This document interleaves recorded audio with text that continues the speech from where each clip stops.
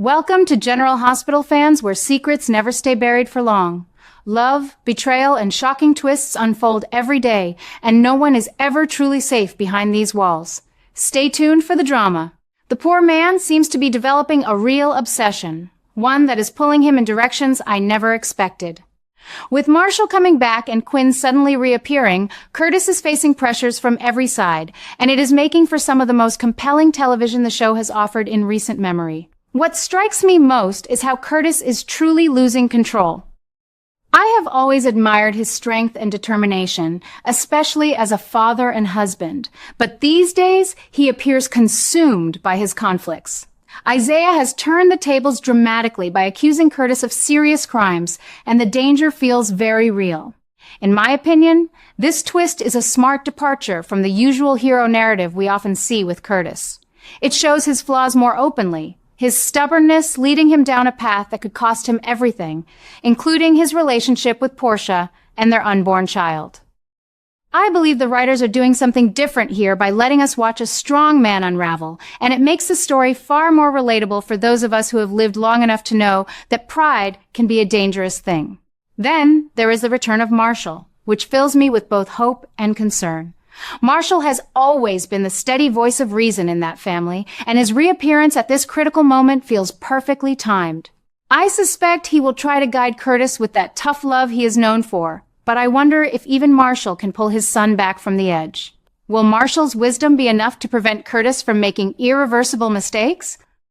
From what we are seeing, Curtis is so deep in his obsession with proving Isaiah wrong that he is blind to the damage he is causing at home. I personally think this father-son dynamic is going to bring some powerful emotional scenes. We have waited a long time for Marshall to return, and I am confident his presence will create meaningful adjustments in Curtis's behavior, even if it takes some painful confrontations to get there.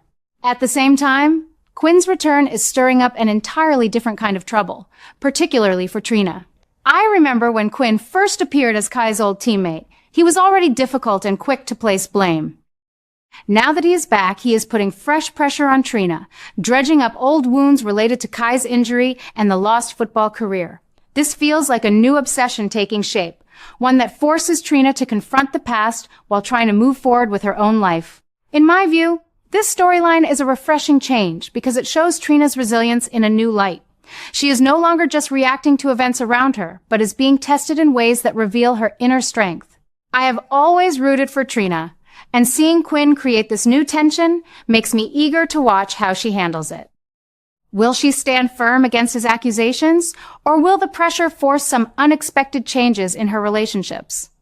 The beauty of these overlapping stories is how they feed into one larger explosion of drama. Curtis's troubles with Isaiah are not happening in isolation. They seem to ripple outward, affecting Trina and the entire family. Marshall's return may help stabilize Curtis, but Quinn's arrival adds another layer of chaos that no one saw coming. I find myself asking whether these two returning characters will ultimately save the day or create even more complications.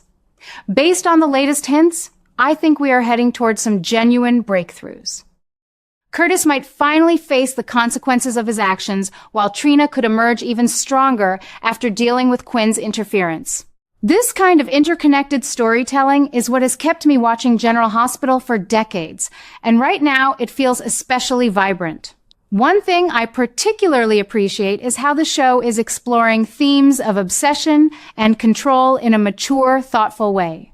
Curtis's fixation on Isaiah is not just about revenge. It is about a man who feels his world slipping away and is desperately trying to hold on. I have seen similar struggles in real life, and I believe the writers are handling it with sensitivity. It is refreshing to see a character like Curtis, who has overcome so much, now facing internal battles that cannot be solved with action alone. Marshall's tough love will likely be the key, offering the guidance Curtis needs before things spiral further. I am optimistic that father and son will find their way back to each other even if the road is bumpy.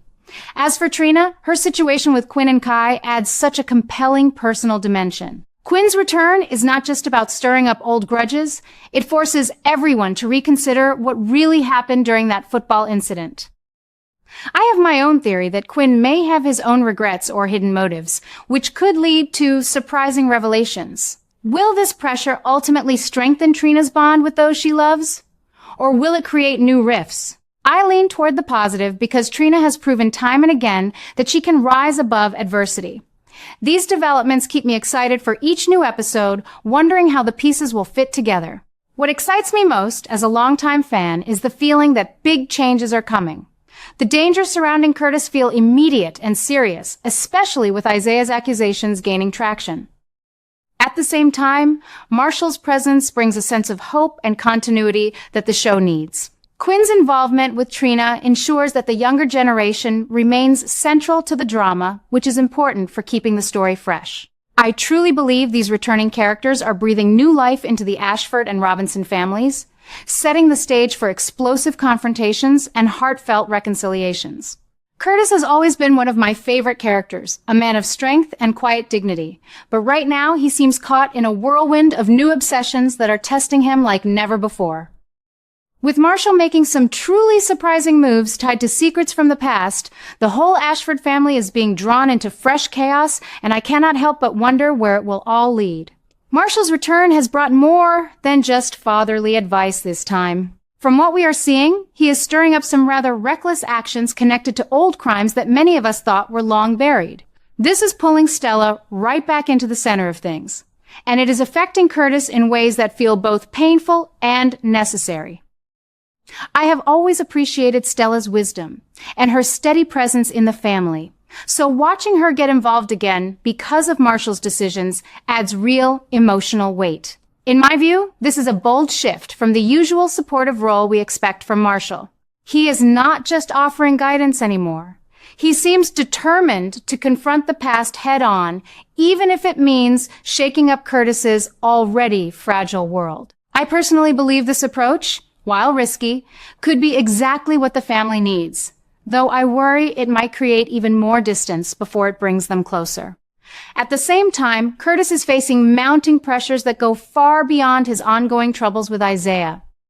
His new obsessions are making him confront threats from Selena and Sidwell, two figures who bring their own brand of danger to the canvas. I have seen Curtis handle difficult situations before, but this feels different, more intense, as if every decision he makes now carries heavier consequences. The way the writers are building this tension is masterful, showing us a man who is usually in control, now struggling to keep his balance. I think this development humanizes Curtis beautifully, reminding longtime viewers like me that even the strongest characters have breaking points. Will Curtis's fixation on proving himself right push him into alliances he might later regret? I suspect the answer is yes, and that possibility has me eagerly anticipating the coming episodes. One of the most shocking revelations on the horizon involves the identity of the person responsible for Jordan's accident.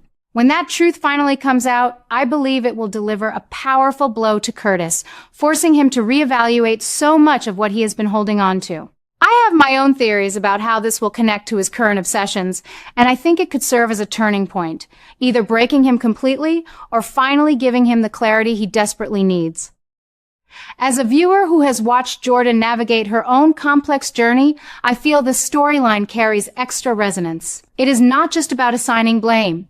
It is about the ripple effects on everyone who loves her, especially Curtis. I am hopeful that this disclosure will lead to some honest conversations and perhaps even healing. But I know General Hospital rarely makes those paths easy. What fascinates me about these overlapping plots is how they keep expanding outward. Marshall's bold actions regarding the past are not happening in isolation. They seem to intersect with Curtis's struggles against Selena and Sidwell, creating a web of suspense that feels authentic to the show's best traditions. I have always loved when personal family drama collides with larger threats, and right now, that balance is perfect. Trina continues to face her own pressures from Quinn's return, which adds another dimension to the family's challenges. Quinn dredging up old issues with Kai is creating real strain for her, and I admire how the show is letting these younger characters carry significant emotional weight alongside the veterans. It keeps the canvas feeling alive and interconnected. I often ask myself whether Curtis can find his way back from this edge before it is too late. With Marshall introducing these unpredictable moves and Stella stepping in to help steady the ship, there is reason for cautious optimism. Yet the dangers from Selena and Sidwell, combined with the impending revelation about Jordan's accident, suggests that more storms are coming. In my opinion, this is the kind of storytelling that rewards loyal viewers. It respects the history of these characters while pushing them into new territory. Curtis's stubbornness has always been part of his charm, but now it is being challenged in ways that could lead to genuine growth or heartbreaking setbacks. I lean toward growth because I have seen the show redeem complicated men many times before, but I know nothing is guaranteed. Marshall's influence feels particularly timely. His willingness to take decisive, sometimes crazy steps shows a father who refuses to watch his son spiral without fighting back. I find this portrayal touching because it reflects the kind of tough love many of us in our later years understand well. Stella's involvement only deepens the emotional stakes, reminding us of the importance of family bonds that have been tested over decades on this show. As for the shock awaiting Curtis with the truth about Jordan's accident, I think it will force him to confront not only external enemies, but also his own choices. That kind of self-reflection is rare and valuable in daytime drama, and I am here for it.